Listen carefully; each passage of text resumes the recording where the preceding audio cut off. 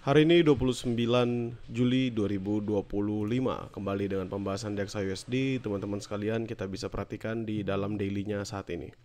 Kalau misal teman-teman perhatikan di daily-nya, ini ada yang menarik. Apa? Yaitu tidak ada. Karena masih sama seperti kemarin, dorongan sellernya strong, teman-teman bisa perhatikan dropnya lumayan signifikan.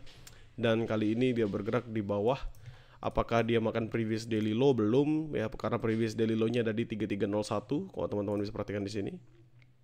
Dan previous daily high-nya ada di 3345.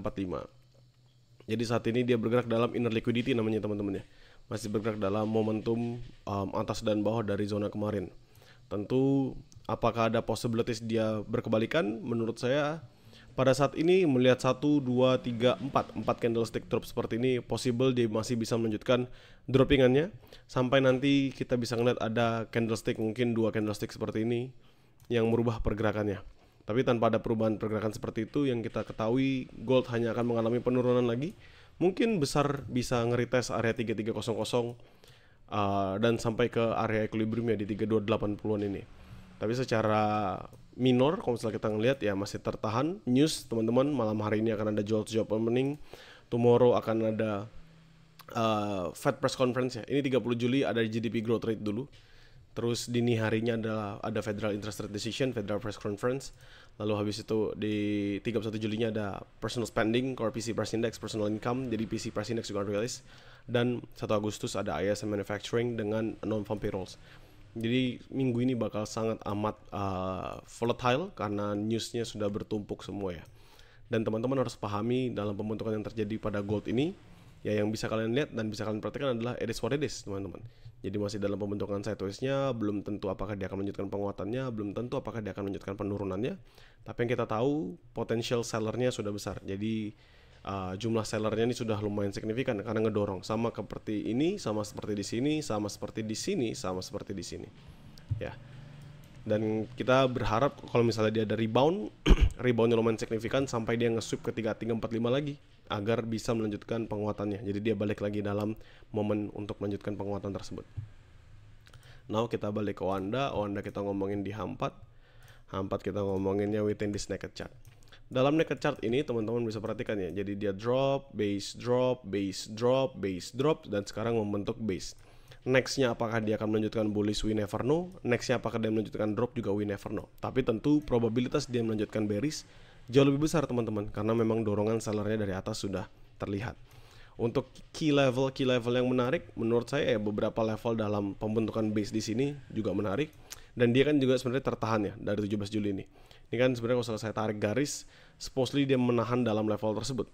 Dimana kalau misalnya dia mampu rebound, big potential bisa kembali naik ke atas 3330-an sampai 3345-an.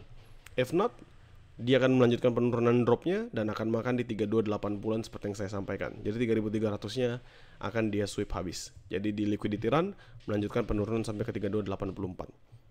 Makanya sekarang ini saya bilang kayak tadi, ini adalah base baru. Tinggal menunggu aja apakah nanti di London session kah dia akan bergerak, apakah nanti di US session kah dia akan bergerak, we never know juga. Now, kita masuk ke H1, tempat kita melaksanakan dan menjalankan trading plan yang kita ingin laksanakan. Saya hapus dulu biar teman-teman tidak pusing, biar kita bisa ngeliatnya dari awal bersama-sama. Ya. So yang pertama teman-teman bisa perhatikan, ini adalah level yang menahannya dia sendiri. Dia nggak berhasil break below this level, tertahan. Ini lowestnya ya. Terus habis itu ada tails dan melanjutkan bullish momentumnya. Apakah ini bisa dianggap sebagai bullish? Menurut saya sih dropnya lebih kencang ya teman-teman. Dropping momentum dari XAUSD-nya lebih kencang. If we change it to garis, saya akan makan zona buy di bawah sini, satu. Saya akan patok dulu satu di bawah. Lalu paling atas di sini satu, dan yang paling tinggi sendiri di sini satu. Lalu saya akan pakai price line di sini 3302, 3304. Lalu saya akan makan dua ini. Saya tarik ke atas. Di sini lanjutannya 3335, 3337, dan terakhir di sini. Yang tadi saya bilang 3341, 3340-an lah, 33 sampai kan paling tingginya 3345 kan. Jadi ini adalah zona sell dan buy yang menurut saya paling menarik dan paling baik untuk dimanfaatkan karena dalam key level yang penting.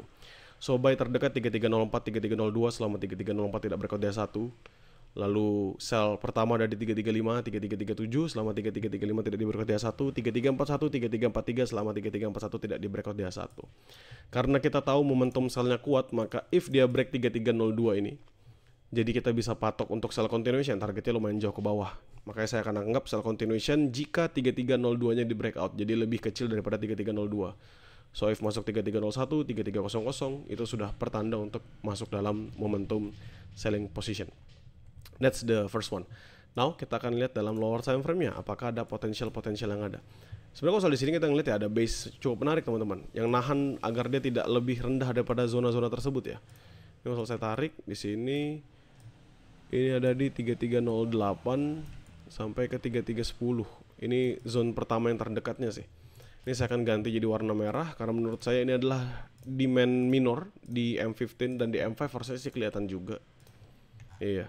M5 dan M15 menunjukkan ini ya 3310, 3308 ya. Jadi bisa dipatok dulu. Sedangkan untuk zona sell menurut saya yang paling dekat adalah ya pembentukan terakhirnya di sini. Pembentukan terakhirnya dia di sini.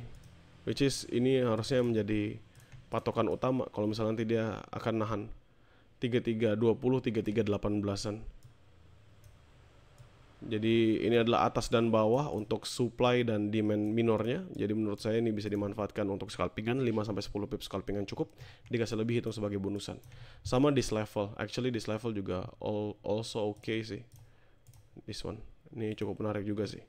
Dia makan naik-naik beberapa kali. Kalau kalian tadi lihat di sini. Sih.